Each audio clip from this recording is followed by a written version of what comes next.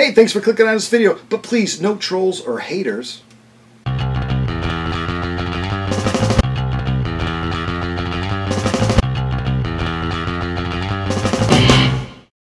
Alright, been wanting to make this video for a long time, just explain about music reviewing and all that kind of stuff, give you a brief historical of where I came from.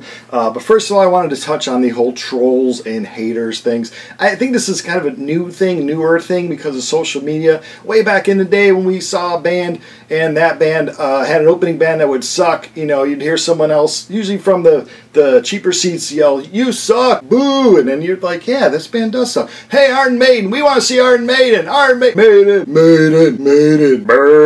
boo the band. You would boo the opening band. So now, it's just social media. People are like, hey, this sucks. This sucks. You suck. I wish you would stop sucking so bad. It's the same thing. It's no big deal. People get all crazy because somebody hates something or somebody wants to write comments about hating something. It's gotten to a point where I'll watch music review videos. It's like a 5-minute video. In the first 3 minutes, the host is apologizing because of their opinion that they're going to bring forth to you about a band or a song or something that they're like, what are you apologizing for? Just say it. Who cares? Just say it. Do you like it? Good. Is someone else going to tell you that you suck for liking it? Probably, because it's the internet and social media. Does it really matter? No, it doesn't really matter. So instead of like us being like, hey, don't troll and hate on this. Nickelback is really good. You gotta give them a chance. Just let it flow. It's okay. It's okay to hate things because really, it's not really hate. I'm gonna paraphrase here. Henry Rollins once said, to truly hate something, you're giving too much of yourself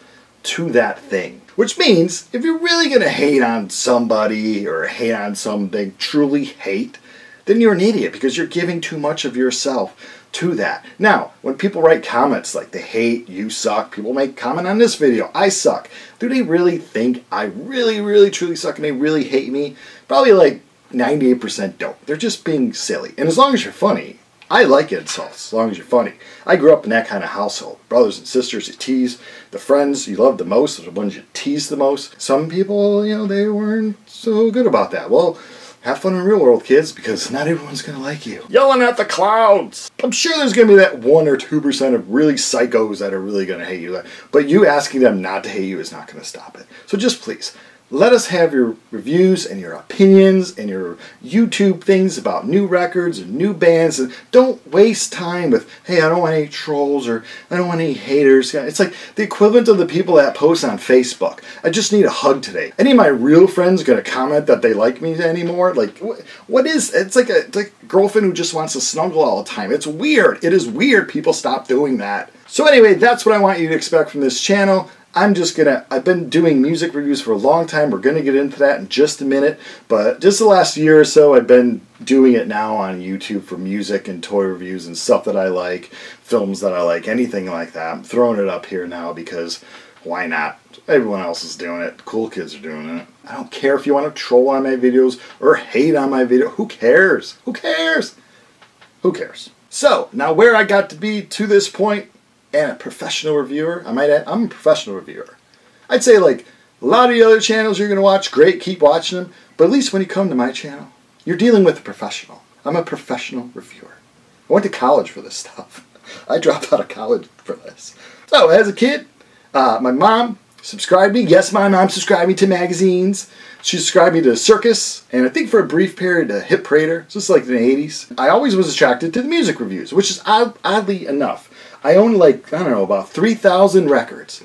And of the 3,000 records, I can honestly say only 2 were purchased because I read a review and said, wow, this review is so good. See, way back when, kids, you couldn't be like, oh, this band, look at that. Oh, someone uploaded their full record on YouTube. Let me check that out. No. You didn't have any idea. And a lot of the music that I liked, the radio stations really weren't playing. So you had reviews from magazines, and that was really all you had. And even with that, in that age, I can only say that I probably bought like 2 solely on a review. I always liked Circus, Hit Parader, and Cream were like the big 3.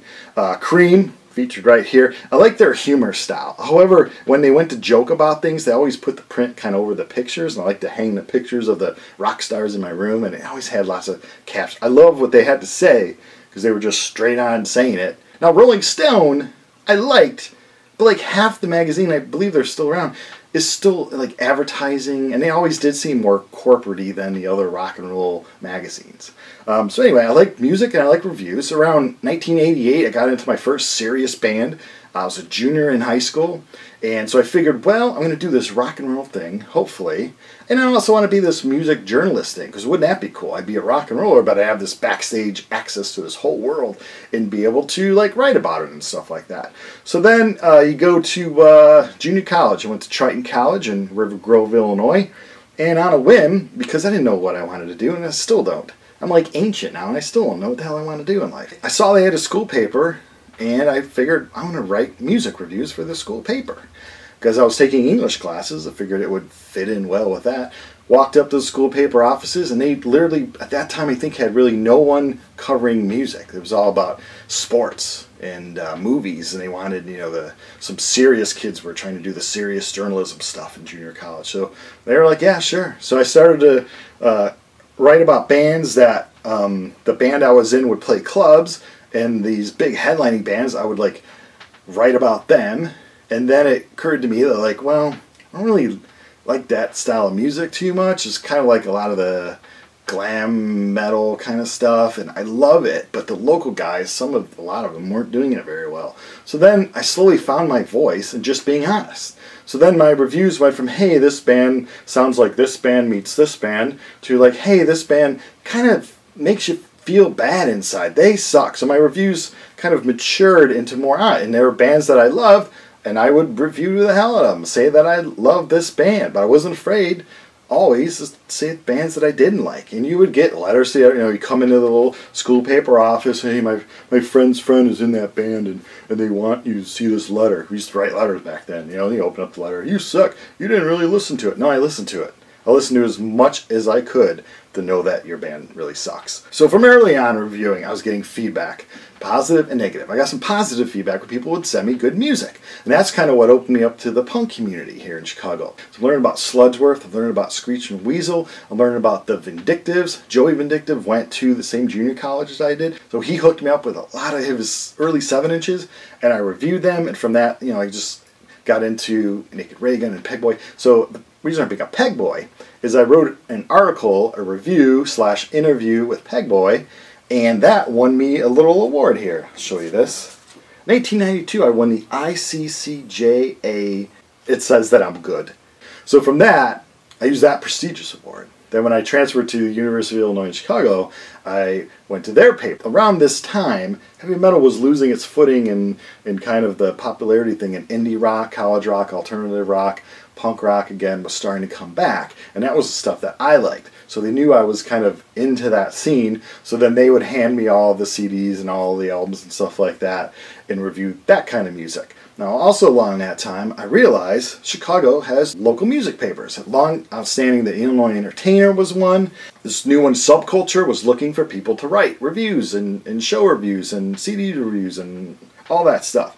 So then I became their kind of alternative rock, punk rock reviewer in Subculture. And now in Subculture, the editor wanted us to each have our own voice, and he did not want these little cute, glossy reviews. He wanted reviews with a bite. You know, this band really is great. You need to hear it. If you don't, you're an idiot. Or this band really sucks. If this band continues, the whole world just deserves to die, kind of a thing. So he wanted us to have our voice in that. So that was great.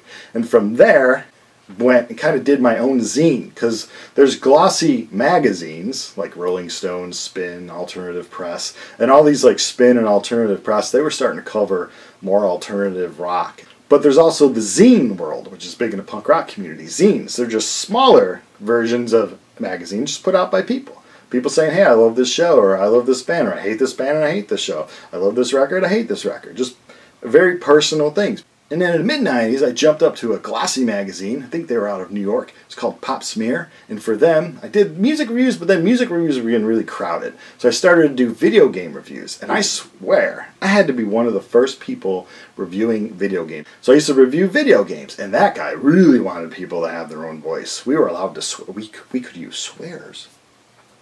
And we could express ourselves through our video game reviews. And I even did a website called Review King, where I was reviewing everything from like root beer to potato chips to movies. It was just insane. Had I kept doing that, I would have been like one of the oldest, but I stopped that after a few years because it just got too much. But hindsight, I should have kept doing that because that was really early internet reviews. I could have been like the godfather of internet reviews. And nowadays people look at Amazon for their reviews. They could have been coming to me. I could be going to outer space today. So because I thought I needed even more exposure as a writer, this new magazine, Punk Planet, was coming up. And they were distributed all throughout the United States. And I think you could order them all throughout the world. So then the reviewers in Punk Planet, we all were known by our abbreviations. So mine was BC. And I would get a lot of the pop punk stuff, and I would review it. And just like I did way back when at the Triton College Review, after a few that were, okay, these bands are good, you get some bands that you don't like. And I would push forth the reviews that I didn't like, more so than kind of ones that I did. It was always up to them which ones they wanted to print.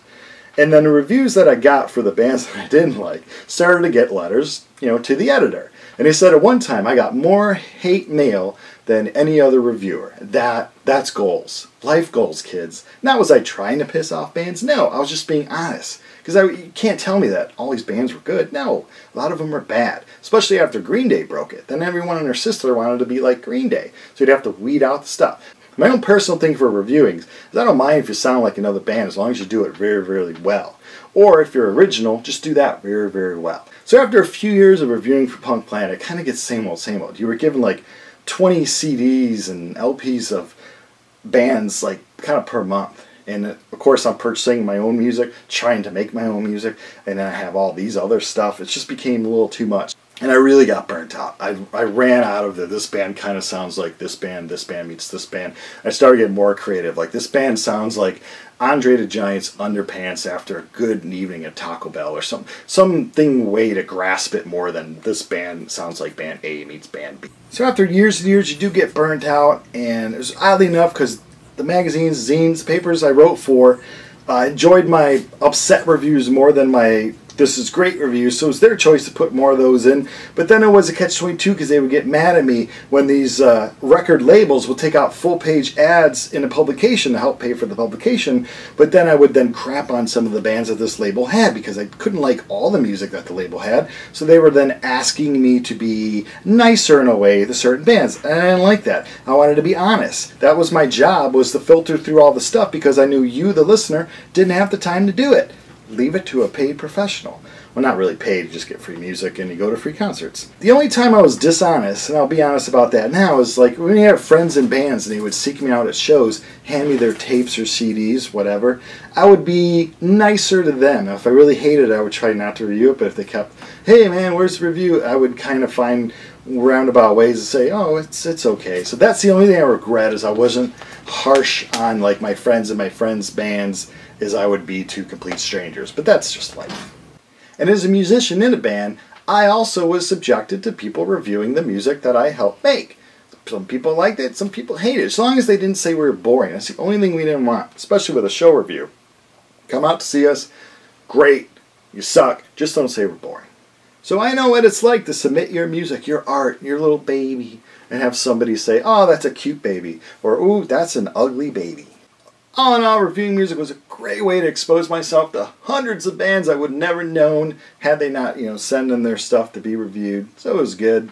So it's been a long hiatus. I'm glad to be back reviewing music. I always put when I do an album review that it's an honest review because I don't have influence. No one's paying me to do these reviews. I don't care if people think I suck because I like this band or I don't like this band. You just get to the point where you don't care. So that's why they're honest reviews.